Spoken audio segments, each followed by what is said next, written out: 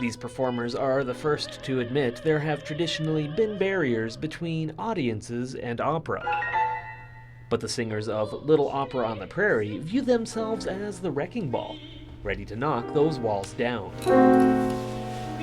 Founder and artistic director Anastasia Winterholt has planned their latest show to help slay what she calls the opera monster. We were thinking about something that would be friendly, something that would be interesting, but also something that is relevant, because that's been my big fear all along while I was studying, is that is what I do, is what I'm studying to do, are these pursuits really relevant today? We're doing our best to bring in new audiences, make it accessible for people. We have the subtitles so that people can understand what I'm saying while it's in French.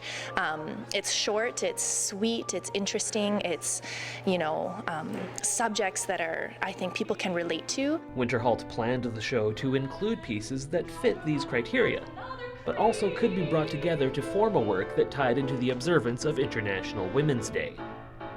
The end result was Voices, which looks at issues women have faced from both a historical and modern perspective. She's tied this thread and found really cool ways to weave the stories together and to show a bit of a thread connecting our stories.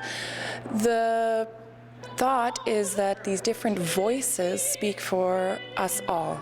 It's just showing the collective female voice, where we've come from, how things have changed and how things still have a ways to go.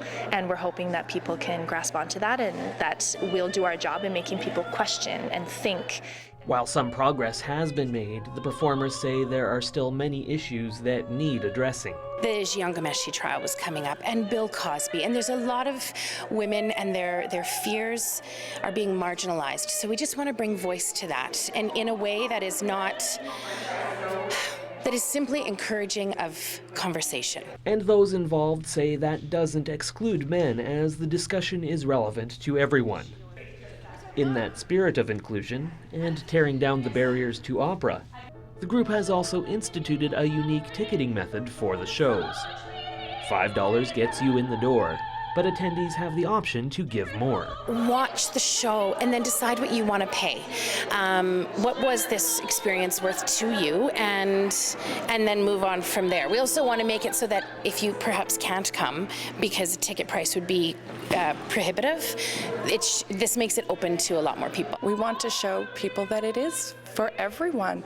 The topics are universal and the art is so beautiful. We just love to be able to share it and to get it out there and to make it accessible. Voices, a celebration of women through opera, plays March 10th at 7 p.m. and March 12th at 3 p.m.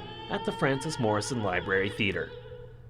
For Go on Shaw TV, I'm Simon Hyatt.